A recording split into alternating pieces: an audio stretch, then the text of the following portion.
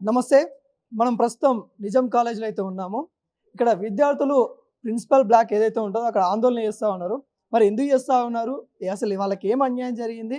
మరి principal black ముంగడ ధర్నా చేయాల్సిన పరిస్థితి ఎందుకొచ్చింది? వాళ్ళు విద్యార్థులై ఉండి ఈ ధర్నా ఎందుకు చేస్తా ఉన్నారో తెలుసుకునే ప్రయత్నం అయితే చేద్దాం.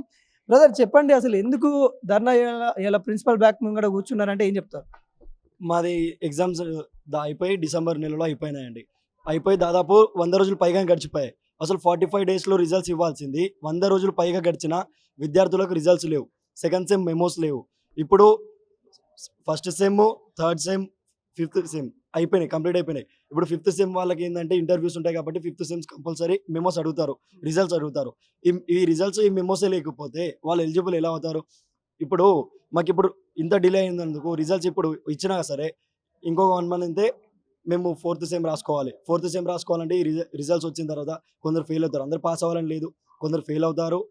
రివాల్యుయేషన్ పెట్టుకోవాలి. రీవెరిఫికేషన్ పెట్టుకోవాలి. అంటే చాలా టైం తీసుకునే ప్రాసెస్. ఇంకో 1 మంత్ అయితే ఎగ్జామ్ డేట్ రిలీజ్ చేస్తారు. ఈ ఈ ప్రాసెస్‌లో ఈ సెమ్ చదువుకోవాలనా? ఆ రిజల్ట్స్ కోసం చూడాలనా? ఇప్పుడు చదువుకోవాలనా? ప్రొటెస్ట్ చేయాలనా? నెక్స్ట్ సెమ్ కోసం మేము ప్రిపేర్ అవ్వాలనా? అదే ఇప్పుడు సార్‌కి డిమాండ్ చేసి ఏమంటారు అంటే ఎగ్జామినేషన్ బ్రాంచ్‌కి అసలు హెడ్డే లేరని చెప్తారు. హెడ్ ఏం పని రిజైన్ చేస్తున్నా సార్ ఏం పై అప్లై చేస్తలేరని చెప్తారు. వాళ్ళ మధ్య వాళ్ళకే ఇది లేదు. ఈ సార్ ఏం పై ఆయన పేరు చెప్తారు. ఈ సార్ ఏం పై ఆయన పేరు చెప్తారు. అంటే ఇప్పటికి రిజల్ట్స్ లేవు. రిజల్ట్స్ లేక దాదాపు 100కు పైగానే 100 రోజులు పైగానే జరిగినాయి. ఇప్పుడు మేమేం చేయాలి? మెమోస్ ఎప్పుడు జరిగినాయి ఎగ్జామ్స్? ఏ నెలలో జరిగినాయి ఏమన్నా? డిసెంబర్‌లో అయిపోయినాయి. కంప్లీట్ అయిపోయి నవంబర్ లాస్ట్ వీక్ స్టార్ట్ అయితే డిసెంబర్‌లో కంప్లీట్ అయిపోయినాయి. కంప్లీట్ అయిపోయినాయి. ఇప్పుడు మార్చి కూడా కంప్లీట్ మార్చ్ అయిపోతుంది. కూడా కంప్లీట్ అవుతుంది. అసలంటే నెక్స్ట్ మంత్ ఇంకో సెమ్ ఎగ్జామ్ డేట్ వస్తది. ఎగ్జామ్ ఫీజ్ కట్టుకోవాలి మేము. రిజల్ట్స్ రాంది మేము ఈ రిజల్ట్స్ రాంది మేము ఎలా ప్రిపేర్ అవ్వగలం? ఎందుకంటే ఎగ్జామ్ ఫెయిల్ అయ్యే వాళ్ళు చాలా మంది ఉంటారు. కొందరు రివాల్యుయేషన్ పెట్టుకునే వాళ్ళు ఉంటారు.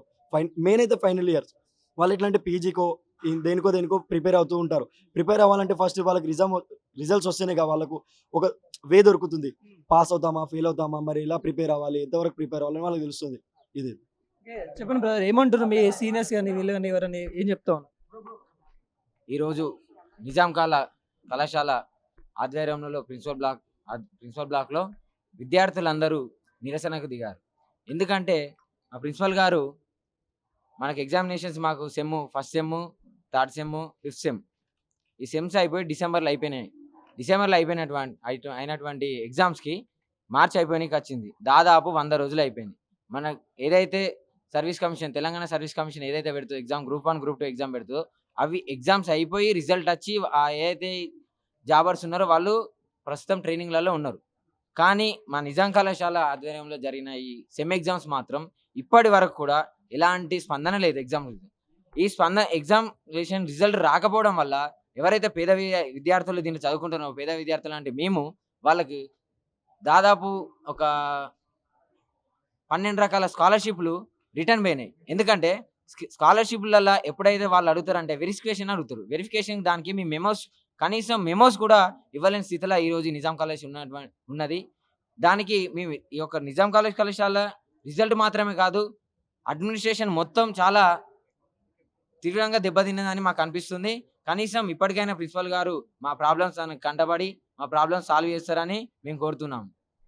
ఇది ఇలా తెలంగాణలో విద్యా వ్యవస్థ ఎంత దారుణంగా ఉందంటే ఒకవైపు 10th ఎగ్జామ్స్ పెట్టడంలో విఫలమవుతా ఉంది. ఇంకొక వైపు డిగ్రీ ఏవైతే యూనివర్సిటీలు ఉంటాయో ఇప్పుడు నిజాం కాలేజ్‌లో కూడా ఎగ్జామ్స్ నిర్వహించినా కానీ రిజల్ట్ ఇవ్వడానికి కూడా ఆలస్యం కనబడతా ఉంది. ఇంత నిర్లక్ష్యంగా వ్యవహరిస్తూ ఉంది ఈ గవర్నమెంట్‌లు అని కూడా చెప్పుకోవచ్చు. అంటే ఏం చేస్తూ ఉంది ఇక్కడ వ్యవస్థ ఏం చేస్తూ ఉంది? ఇన్ని రోజులైనా కానీ డిసెంబర్‌లో ఎగ్జామ్ జరిగితే మరి ఇప్పటి వరకు ఎందుకు రిజల్ట్ ఇవ్వలేదని కూడా వాళ్ళు ప్రొటెక్షన్ చేసి అక్కడికి తీసుకొని వచ్చారు ఈ ప్రిన్సిపల్స్ అని కూడా చెప్పుకోవచ్చు. అంటే వాళ్ళు ఫీడ్‌బ్యాక్ అంటే మేము ఏ విధంగా ఎగ్జామ్ రాసాము, మరి ముందు ఎగ్జామ్ ఫీజు ఏ విధంగా కట్టుకోవాలి, ఏ విధంగా ప్లాన్ చేసుకోవాలి, ఈ విధంగా ప్రణాళిక ఏ విధంగా వేసుకోవాలనేది కూడా వాళ్ళకి లేకుండా అయిపోయిందని చెప్తా ఉన్నారు. మరికొంతమందితోని మాట్లాడించే ప్రయత్నం అయితే చేద్దాము.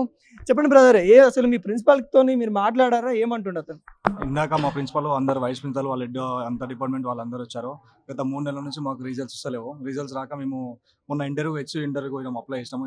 ఇంటర్వ్యూకి పోతే మీ సర్టిఫికేట్స్ ఎక్కడ ఉన్నాయి, మీ మెమోస్ ఎక్కడ ఉన్నాయి అని అడిగితే మేము ఏం చెప్పలేకపోతున్నాం వాళ్ళకి. ఇంతవరకు 100 డేస్ అవుతుంది ఇప్పటికి రిజల్ట్స్ రాక. అన్ని కాలేజెస్లో రిజల్ట్స్ వచ్చినాయి కానీ మా కాలేజ్లో రిజల్ట్స్ అటానమస్ కాలేజ్ ఉండితంగా ఏం లాభం అర్థమవుతలేదు మాకు. అసలు మొత్తం కొలాబ్స్ అయిపోయింది, కాలేజ్ మొత్తం కొలాబ్స్ అయిపోయింది. ప్రిన్సిపల్ అడిగితేనేమో వైస్ ప్రిన్సిపల్ నడమంటుండు, ఎగ్జామినేషన్ బ్రాంచ్ నడమంటుండు.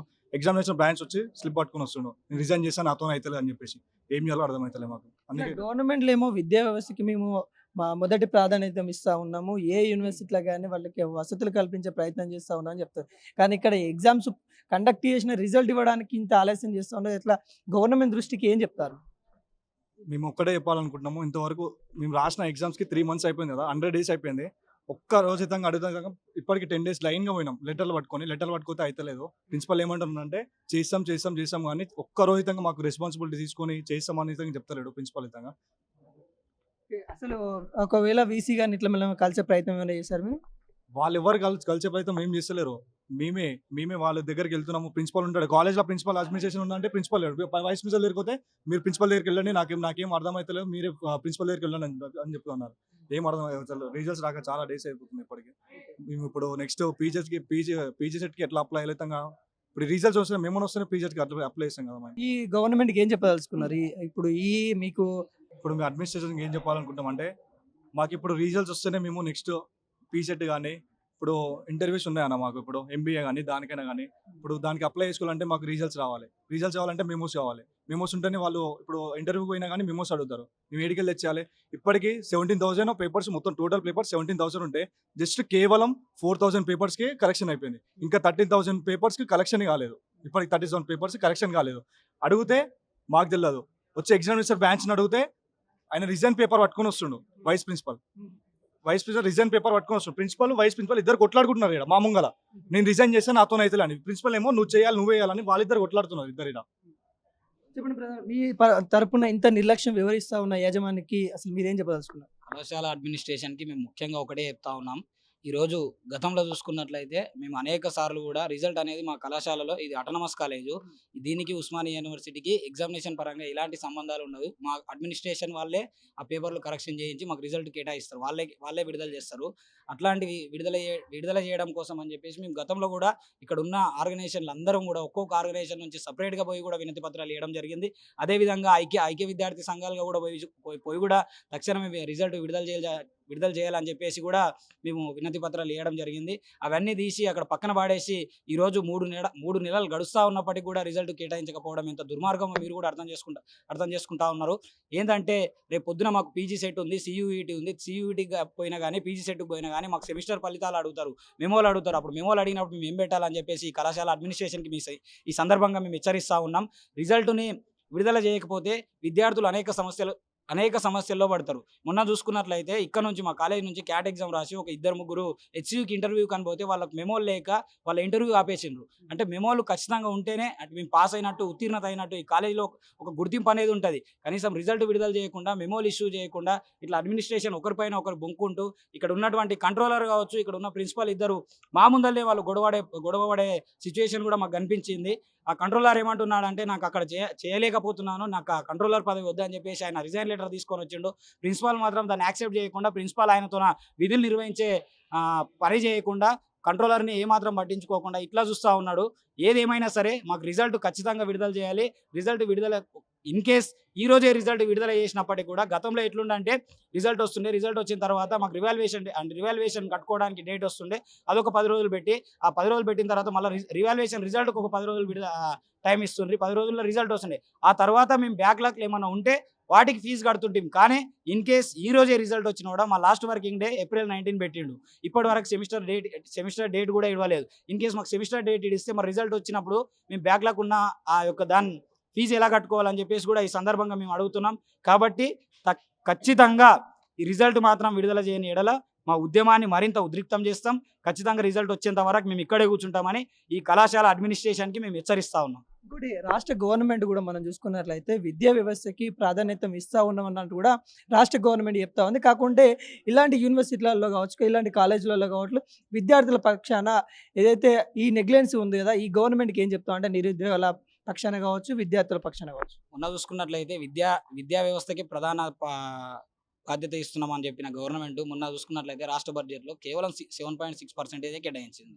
అందరు విద్యావేత్తలు కావచ్చు, అందరూ కూడా ఏమన్నారంటే యూనివర్సిటీలు కానీ కాలేజెస్ కానీ అన్ని బాగుపడాలంటే కనీసం 15% నిధులైన విద్యారంగానికి కేటాయించాలని చెప్పేసి మాట్లాడినరు. ఇట్లా కేటాయించకుండా కేవలం 6-7% మాత్రమే 7.67% కేటాయించడం ఎంత దుర్మార్గం. వాటితోన కనీసం ఇక్కడ ఉన్న కాంట్రాక్టర్ లెక్చరర్ల జీతాలకు కూడా పనికిరావని చెప్పేసి మేము ఈ సందర్భంగా గవర్నమెంట్ని కూడా హెచ్చరిస్తూ ఉన్నాం. మేము ప్రధానంగా ఈరోజు ఉద్యమం మా రిజల్ట్ కోసమే చేస్తూ ఉన్నామని మీకు తెలియజేస్తా ఉన్నాం. నేడు నిజాం కళాశాల కేంద్రంగా నిజాం కళాశాల విద్యార్థులు అందరం ఏకమయ్యి క్లాసులు బైకాట్ చేసి మొదటి 3 మరియు 5 సెమిస్టర్ల పరీక్షలు రాసి కూడా దాదాపు 100 రోజులు కావస్తుంది. మరి నిర్లక్ష్యం అంటే అడ్మినిస్ట్రేషన్కి బరువు బాధ్యత లేనట్టుగా ప్రయత్నిస్తున్నారు వీరు. అయితే 100 రోజులు దాటినటువంటి మా పరీక్షలు ఫలితాలు రాకపోవడం సిగ్గుచేటు. విద్యార్థులం ఇప్పుడు సియూ సెట్లు అనుకుంటా క్యాట్ రాసి మొన్న క్యాట్ రాస్తే క్యాట్ రిజల్ట్లలో మాకు హెచ్సియూలో ఇంటర్వ్యూలు వచ్చినాయి. హెచ్సియూ ఇంటర్వ్యూలు వస్తే రిజల్ట్ లేని కారణంగా నేను ఫెయిల్ అయినాం. ఇవాళ దాదాపు 3-4 వరకు మేము ఫెయిల్ అయినాం. ఏదైతే గత 4th సెమిస్టర్ రివాల్యుయేషన్ రిజల్ట్ రాకపోవడం, ఇప్పటికీ రాసినటువంటి 5th సెమిస్టర్ 1st మరియు 3rd సెమిస్టర్ రిజల్ట్ రాకపోవడం, ప్రిన్సిపల్ గారికి ఎన్ని వినేత పత్రాలు ఇచ్చినా వారు మా పైన దృష్టి పెట్టకుండా మా పైన వ్యతిరేకంగా ప్రవర్తిస్తున్నారు. అయితే ఏ ప్రోగ్రామ్ చేసినా కానీ ఏమైనా ఇనిషియేట్ చేసుకుందామన్నా కానీ ఊవంటే పోలీసులు కాలేజీల పిల్లల కంటే పోలీసులే ఎక్కువయ్యారు. పోలీసు బండ్లు ఎక్కువైనాయి. మాకేమంటారు, పిల్లలు బండ్లు రావద్దు అని పార్కింగ్ ఏరియా పెట్టించినారు. మరి పోలీసుల యొక్క బండ్లు ఏ విధంగా లోపలికి వస్తున్నాయి ప్రిన్సిపల్ సార్ గారు? మేము ఆందోళన తెలుపుతుంటే మీకు గాన రావట్లేదా, మీకు చెలు వినరాట్లేదా అని అడుగుతున్నాం. ఇన్నిసార్లు ప్రతి ఆర్గనైజేషన్ నుంచి విద్యార్థులంతా కలిసి మీకు వినతి పత్రాలు ఇస్తే మీరు కంటికి కాన రాకుండా మా విద్యార్థుల యొక్క సమస్యలను పట్టించుకోకుండా ఇవాళ యాజమాన్యాన్ని వ్యవస్థని మీరు ఏదో ఏ బాట పట్టిస్తున్నారని మేము విద్యార్థులను ప్రశ్నిస్తున్నాం మిమ్మల్ని. ఏదైతే చిన్న ఇష్యూ అయినా సరే ప్రతిదానికి హెచ్ఓడి మీటింగ్లు అని అంటూ వారానికి 3 సార్లు మీటింగ్లు పెడతారు. ఇంత పెద్ద సమస్య విద్యార్థుల జీవితాలు రోడ్డు పాలు అయితే మీకు కానరాట్లేదా ప్రిన్సిపల్ సార్ గారు? అయితే విద్యార్థులు నేడు నిజాం కాలేజ్ కేంద్రంగా ఇవాళ ప్రిన్సిపల్ బ్లాక్లో కూర్చున్నాం. రాబోయే రోజులలో మాకు అనుకూలంగా లేని టైంలో మీరు ఏమైనా రాంగ్ డిసిషన్స్ తీసుకుంటే రాబోయే కాలంలో ఖచ్చితంగా రోడ్డు మీద కానీ పోలీస్ స్టేషన్లకు కానీ ఎక్కడికైనా ఏదైతే సెక్రటరీ భవన్ కానీ ప్రజాభవన్ కానీ ఏ భవన్ అయినా మేము ఎక్కేటట్టు నిజాం కాలేజ్ విద్యార్థి సమితి మీకు హెచ్చరిస్తున్నాం. వాళ్ళు అడిగే దాంట్లో కూడా వాస్తవానికి మనం చెప్పాలంటే జెన్యూన్ అయినా ఉంది. ఎందుకంటే వాళ్ళు 3 నెలలు అయిపోయింది, ఇప్పటి వరకు కూడా రిజల్ట్ ఇవ్వకపోవడం కూడా మరి ఇక్కడ ఉన్న యాజమాన్యం సిగ్గుచేటని కూడా చెప్పుకోవచ్చు. మరి ఎందుకు ఇట్లా దాదాపుగా ఇక్కడ ఈ కాలేజీలో కూడా నిరుపేదలు మధ్యతరగతి వాళ్ళే చదువుకుంటూ ఉంటారు. అలాంటి వాళ్ళకు కూడా అన్యాయం జరుగుతూ ఉంది. విద్యా వ్యవస్థని పట్టించుకుంటామని చెప్తా ఉన్న ఈ గవర్నమెంట్లు ఏవైతే ఉన్నాయో, ఈ వ్యవస్థలు ఏవైతే ఉన్నాయో ఒకసారి చూడండి. ఇలాంటి వాళ్ళని పట్టించుకోండి. ఈ రోజున దాదాపుగా వీళ్ళు ఈ రోజున ధర్నా కూర్చున్నారంటే అంతకంటే ముందు రోజు 10 రోజులు కూడా లెటర్స్ ఇచ్చారంట. అటు ప్రిన్సిపల్కి కానీ అక్కడ వైస్ ప్రిన్సిపల్ కానీ ఎగ్జామినేషన్ వాళ్ళకి కానీ కంట్రోలర్ కానీ వాళ్ళకి అక్కడ లెటర్స్ ఇచ్చిన తర్వాత ఈరోజు ఇక్కడ కూకోవాల్సిన పరిస్థితి వచ్చింది. ఈ సమస్య ఖచ్చితంగా పరిష్కరించాలి, వీళ్ళకి న్యాయం జరగాలని కూడా మనమైతే కోరుకుంటా ఉన్నాం.